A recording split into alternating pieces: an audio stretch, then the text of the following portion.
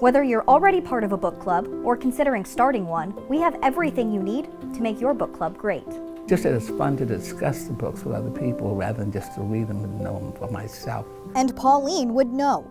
She's part of 5 different book clubs. If I'm in a line waiting, I'm reading. If I'm at Charles waiting to get my tires, I think I almost finished Shirley Caesar's autobiography waiting at Charles. I always have a book. If it's not on me, it's in my trunk. I can go back in the car and get it. And then I can sit and read it.